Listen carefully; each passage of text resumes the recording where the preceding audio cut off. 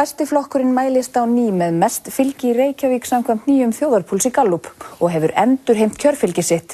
Sjálfstæðisflokkurinn dalar lítillega en Vinstri grænir bæta við sig.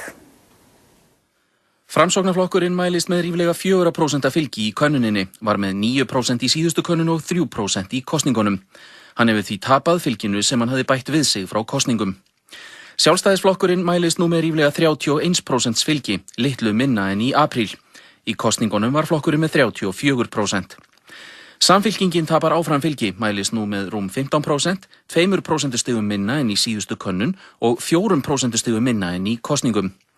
Vinstri græn mælast hins vegar með 10,6%, bæta við sig 3% stigum frá því í síðustu könnun og 4% stigum frá kosningum. Besti flokkurinn mælist hins vegar stærstur flokka í borginni í fyrsta sinn frá kosningum, með tæplega 35% fylgi.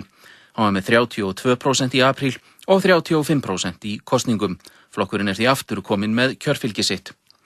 Besti flokkurinn fengi 6 borgarfulltrúa ef þetta verður niðurstaða kosningana, Sjálfstæðisflokkurinn 5 og Samfylking og Vinstri græn 2. Besti flokkurinn hefur mjög góða stöðu samkvæmt þessari könnun.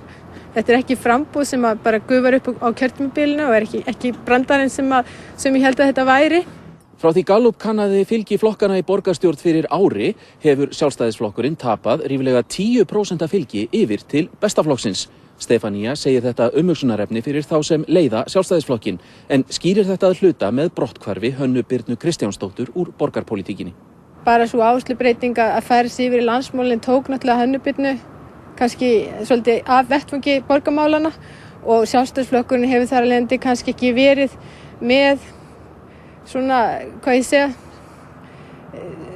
mann eða konu í brúnni sem verður svona áberandi talsmaður fyrir flokkinn. Stefanía telur að staðan skýrist þegar flokkarnir hafa valið á framboðslistana. En vandinn í borgarstjórnarpólitíkinni síðustu árum kannski svona skortur á málefnum, afgerandi málefnum sem aðskilja flokkana.